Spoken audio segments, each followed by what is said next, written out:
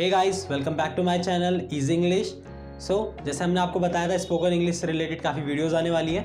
सो आज first video हम लेके आए हैं और वो किस टॉपिक के ऊपर है? Subject verb agreement. सो मैं आपको पहले ही बता दूं कि मैं आपको इंग्लिश में मेरे को जो सबसे मेन टॉपिक लगता है वो है टेंसेस। सो टेंसेस मेरे हिसाब से सीखना बहुत ज़रूरी है, बट उससे पहले मैं आपको कुछ बेसिक चीज़ें बताऊँगा।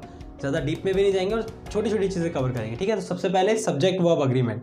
मैं ये सब्जेक्ट वर्ब अग्रीमेंट क्यों आपको पढ़ा रहा हूँ? क्योंकि आगे टेंसेस में आएंगे और आपको समझने में इससे हेल्प होगी। सो अग्रीमेंट का मतलब आपको पता ही है सबको। अग्रीमेंट का मतलब क्या होता है? समझौता करना, ठीक है। तो ऐसे ही सब्जेक्ट और वर्ब के बीच में कुछ समझौता है। कुछ वर्ब्स होते हैं, कुछ सब्जेक्ट्स होते हैं जिनके साथ कोई पर्टिकुलर वर्ब को हमें यूज़ करना होता है, ठीक है।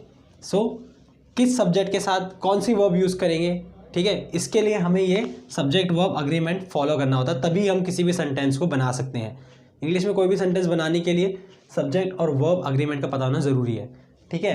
तो सब्जेक्ट और वर्ब के बीच में समझौता है, कौन से सब्जेक्ट के साथ कौन सी वर्ब यूज़ होगी, इसके लिए हमें ये पढ़ना पड़ेगा। तो कुछ मैं आपको सब्जेक्ट्स बताता हूँ। यहाँ पे सब्जेक्ट का मतलब क्या है, पहले हम सब्जेक्ट का मीनिंग समझ लेते हैं और उसके बाद वर्ब का भी मीनिंग समझ लेते हैं। सब्जेक्ट का मतलब यहाँ वो नहीं है हिंदी इंग्लिश जो भी आप समझते हैं, यहाँ पे इसका मतलब है कर्ता, अगर मैं हिंदी में बोलूँ तो। और वर्ब का मतलब है क्रिया, आप सबको पता ही होगा, हिंदी में भी आपने पढ़ा ही होगा।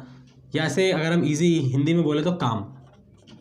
तो सब्जेक्ट का मतलब कर्ता, यानी कि किसी भी काम को करने वाला कोई व्यक्ति या कोई पर्सन, ठीक है। क्रिया का मतलब, वर्ब का मतलब कोई काम करना, ठीक है। मैं आपको एक सेंटेंस बताऊंगा, एक एग्जांपल दूंगा, आपको समझ आ जाएगा सब्जेक्ट का मतलब भी और वर्ब का मतलब भी। सो एक सेंटेंस में आपको मान लो पहले हिंदी में देता हूँ फिर इंग्लिश में ट्रांसलेट करेंगे। मान लो ऋतु आम खाती है, ठीक है। ऋतु आम खाती है, ये एक वाक्य है, ये एक सेंटेंस है।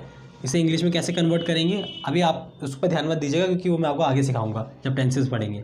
सो ऋतु ईट्स मैंगो, इसकी इंग्लिश ट्रांसलेशन ये है, ठीक है। ऋतु ईट्स मैंगो। यहाँ पे अब आपको समझ में आएगा सब्जेक्ट और वर्ब का मतलब। सब्जेक्ट का मतलब होता है कर्ता, यानी कि किसी काम को करने वाला, किसी काम को करने वाला, या कह लो सब्जेक्ट का मतलब होता है क्रिया करने वाला, क्रिया करने वाला, ठीक है। सो यहाँ ऋतु आम खाती है, इधर ऋतु आम खाती है में कौन वो पर्सन है जिसके बारे में हम बात कर रहे हैं और कौन यहाँ पे काम कर रहा है इसके अंदर। कर्ता का मतलब ये भी होता है जिसके बारे में हम वाक्य में बात कर रहे होते हैं। तो इस वाक्य के अंदर हम किसके बारे में बात कर रहे हैं? ऋतु के बारे में। So Ritu is subject, Ritu is subject. Ritu क्या है? सब्जेक्ट है। क्यों? ऋतु क्या है? एक कर्ता है। यहाँ पे इस सेंटेंस के अंदर ऋतु काम कर रही है, और वो काम क्या कर रही है? खाने का काम कर रही है, आम खाने का। तो यहाँ पे जो खाना है यानी कि ईट्स, खाना यानी कि ईट्स, वो क्या है? वर्ब है। वो क्या है? वर्ब है, ठीक है। इतना आपको समझ आ गया। ऋतु का क्या मतलब है यहाँ पे? सब्जेक्ट। सब्जेक्ट का मतलब कोई वो व्यक्ति जो काम कर रहा है। इस सेंटेंस के अंदर कौन काम कर रहा है? ऋतु काम कर रही है। क्या काम कर रही है? खाने का, आम खाने का काम कर रही है। सो ईट्स यानी कि खाना यहाँ पे क्या है? वर्ब, और ऋतु क्या है? सब्जेक्ट, जिसके बारे में बात हो रही है सेंटेंस में। सो आई होप आपको समझ आ गया होगा कि सब्जेक्ट का क्या मतलब होता है और वर्ब का क्या मतलब होता है।